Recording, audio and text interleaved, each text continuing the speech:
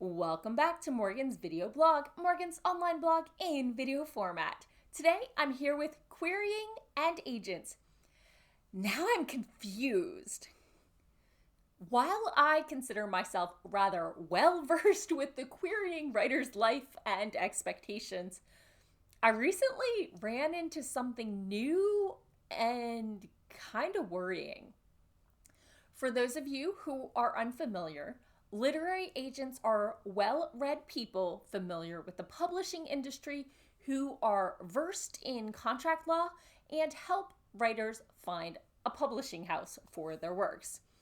While you can go it alone, the larger publishing houses often don't accept submissions from unagented writers.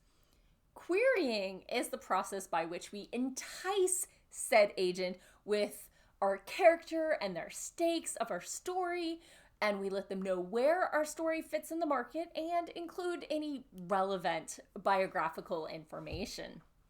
It's a one-page letter that works kind of like a job application, only if the agent selects you with that lovely external validation, they're working for you to promote your writing. Let's back up. So towards the end of October, I was gearing up for NaNoWriMo, waiting to hear that yet again I did not make the cut for Pitch Wars, when someone in my middle grade Waves support group, we were all Pitch Warrior hopefuls, middle grade is what comes before YA, but after chapter books like Amelia Bedelia or whatever.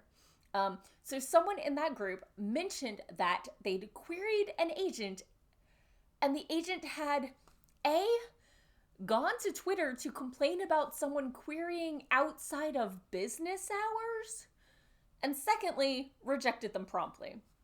Which isn't that unusual, but wait, what? First of all, email is asynchronous communication.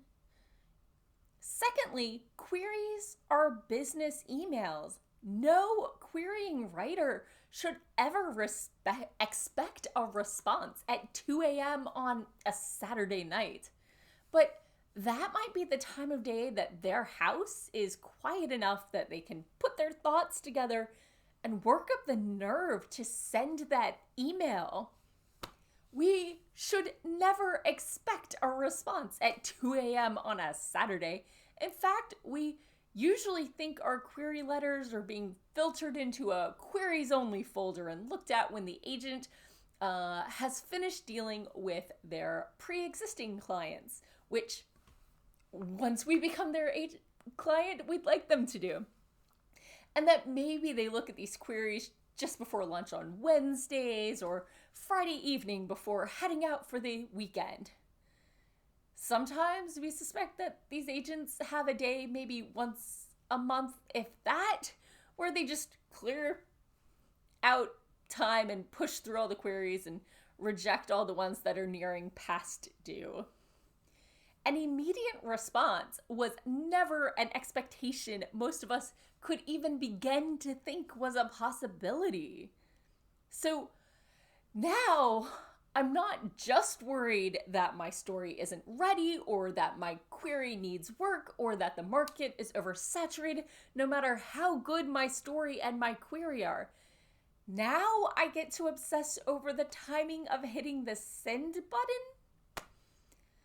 I mean, I'm already factoring in holidays, school schedules, and election stress into the mix. I usually hold off if there was just a pitch contest on Twitter because I know agents usually bump those to the top of their queue because they do seem a little more time sensitive. How do I handle this? Was this just a one-off agent and should I just assume that an agent who doesn't like random emails at different times of day just isn't a good match? Or is this a trend? Should I start prepping my query letters and schedule them to submit on Tuesday mornings? Not Monday, because they'll have all the weekend backlog, but not so close to lunch that they're hungry and distracted. Agents, is this a common practice? Do you get frustrated when you get emails outside of regular business hours? Querying writers, what else have I missed about properly timing my query letters? I mean, obviously, read the website, see what if they're still open, etc., etc., but I thought I was stressing enough. What have I missed? Let me know in the comments below. As always, thank you for watching and tune in again next week for more writing tips and writerly musings. Bye-bye.